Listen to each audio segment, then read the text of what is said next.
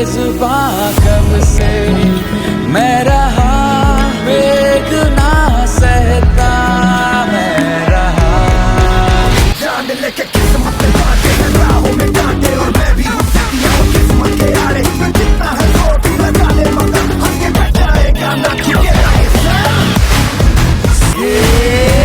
ना मिला मौका ना मिली माफी कह दो कितनी सजा और बाकी। তো বর্তমানে আমি আছি হচ্ছে সরকারি কলেজে, আর এখানে আজকে পয়লা বৈশাখ, যেহেতু আজকে পয়লা বৈশাখ যার কারণে ভাবলাম যে সরকারি কলেজ থেকে ঘুরে যাই। আর প্রতি বছর এখানে অনুষ্ঠান হয় যার কারণে ভাবলাম যে দেখে যাই কেমন কি।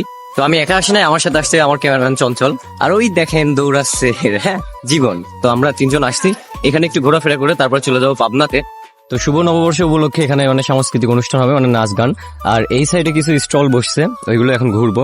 তো এখনো মানুষ আসে নাই, বর্তমানে এখানে আর কি শুরু হবে যার কারণে সবাই আসতেছে ধীরে ধীরে। আর এখানে বসার জন্য অনেক সুন্দর একটা প্লেস তৈরি করে রাখছে, এখান থেকে আপনারা বসে থেকে এই অনুষ্ঠান উপভোগ করতে পারবেন। তো সরকারি কলেজে আসার পরে সব স্টল গুলো ঘুরে ঘুরে দেখতেছিলাম, দেন হঠাৎ করে আমার চোখে পড়ে পিঠার স্টল, মানে এই গরমের ভিতরেও পিঠা পাওয়া আছে, তাই ভাবলাম যে দেখা যাক কি কি পিঠা আছে এই স্টলে।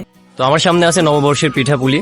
তো এখানে অনেক ধরনের পিঠা আছে, এইগুলোর নাম আমি সঠিক জানি না, লেখা আছে, তারপর আমি আপুর মুখ থেকে শুনবো।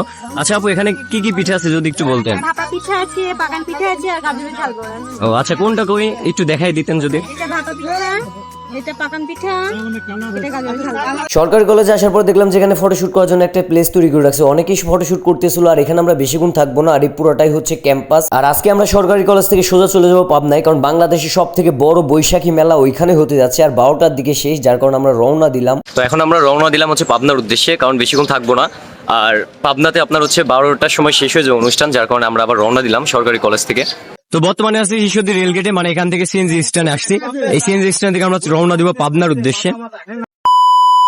অলরেডি চলে আসছি হচ্ছে পাবনাতে, আর সামনে প্রচুর জ্যাম, মানে এডওয়ার্ডের সামনে।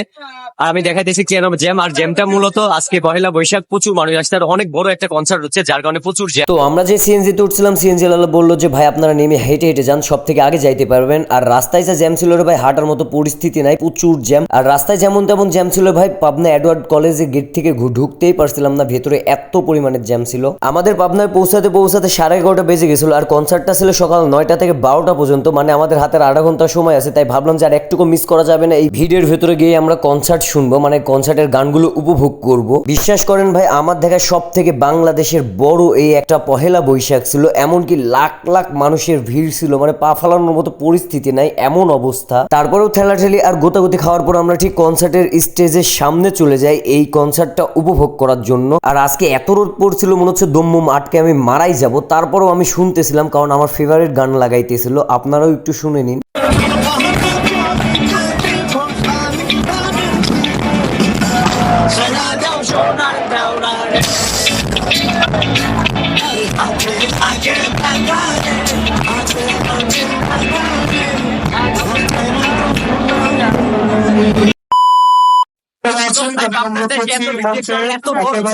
মেলা আমি